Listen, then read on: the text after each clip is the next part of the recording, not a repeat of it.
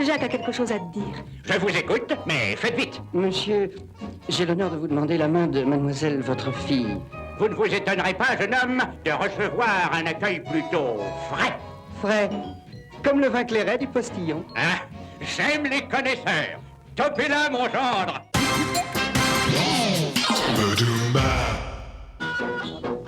1950, les années de guerre et autres tickets de rationnement ne sont plus que de mauvais souvenirs. Les Français retrouvent leurs penchants épicuriens et leur foutu caractère.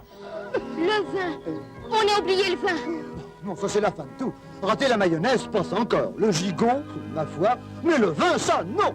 La publicité pour les spiritueux n'est pas encore réglementée. Les entr'actes cinématographiques sont régulièrement squattés par la production vinicole au cœur de laquelle il y a moi, le postillon, toujours le premier, toujours présent sur toutes les tables et livrant... Le postillon est alors leader sur le marché peu ordinaire du vin dit ordinaire. Heureux peuple de France, qui boit le vin né de sa terre et de son soleil. À l'écran, le postillon est interprété par Robert Burnier, un chanteur d'opérette qui connut son heure de gloire dans les années folles. Mais le véritable emblème de la marque est ce personnage, apparu dès la création du Clos du Postillon en 1928. 1928, les revues de Rip, Revue Nègre et Paul Whiteman. Une autre vedette apparaît aussi sur tous les murs de Paris. Adieu vieille affiche. Cette vedette au teint coupe rosé a été grossièrement pompée sur une une du Saturday Evening Post. Le portrait est même signé. Tant qu'à faire. Dalila, une môme aux yeux verts, a profité que Samson ronflait pour le passer au papier de verre. Voilà le travail, il est calmé. Le logo n'est pas le seul emprunt fait à la culture américaine. L'ensemble du marketing des vins du postillon s'est en effet inspiré des techniques en vogue outre-Atlantique. Prenez donc ce verre, mon ami. De quoi? C'est pour l'ami Carême? Madame, ayez pitié de lui. Oh, vous jactez comme un clergymène. Ainsi, en 1928, le Clos du Postillon est le premier vin ordinaire qui porte un véritable nom qui servira vite d'enseigne à toute la gamme, la collection. Et voici la collection Postillon, Monopole rouge. Capiteux très corsé pour les grandes soirées. C'est aussi la première fois que le pinard n'est pas commercialisé en vrac ou en tonneau, mais en bouteille et sans goût de bouchon, s'il vous plaît. Un détail raffiné, fermeture capsulée. Autre détail, le nom de la marque a été soigneusement étudié et s'adresse à la clientèle directe du grossiste, le détaillant. Les vins du Postillon, mon petit gars, t'en trouves partout. Au lieu de jouer les terreurs, fais comme tout le monde, va chez l'épicier. Compris? Ainsi, la calèche et son chauffeur symbolisent la principale promesse produit, la garantie des délais de livraison. Je voudrais que l'on m'apporte de grands verres de cristal fin. Marguerite était conquise par le fameux postillon. Ne pars pas. Dit-elle soumise, si car j'ai mes livraisons. Enfin, la marque ne lésine pas sur la communication avec du cinéma, bien sûr, Coupé, qu'est-ce qui tousse comme ça tout le temps? mais aussi de la presse, de l'affichage, des plaques émaillées, de la PLV et une présence appuyée sur le terrain. Postillon, postillon, dernière innovation.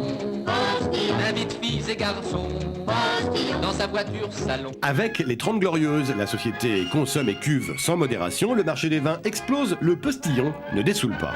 Sifflons, chantons et buvons, les bons vins du postillon. En 63, le sevrage moyen au jus de raisin fermenté est de 130 litres par personne et par an. C'est 3 fois plus qu'aujourd'hui. Le divin breuvage est célébré jusqu'au banc des écoles ménagères. Bonjour jeunes et jolies filles, je retire mon manteau, mes mitaines et ma mantille, le postillon qui est bon. Pour faire de bonnes ménagères, bien tenir votre maison, il faut charmantes écolières, les bons vins du postillon. Dont acte. Patrick vend des voitures. À la fin des années 60, le discours commence à changer de tonalité. Au déjeuner, pas question de faire un repas plantureux. Patrick doit rester en forme et sa femme le sait bien. Bon, on n'en est pas encore au beurre allégé, mais on y va tout droit. Aujourd'hui, on aime les vins légers.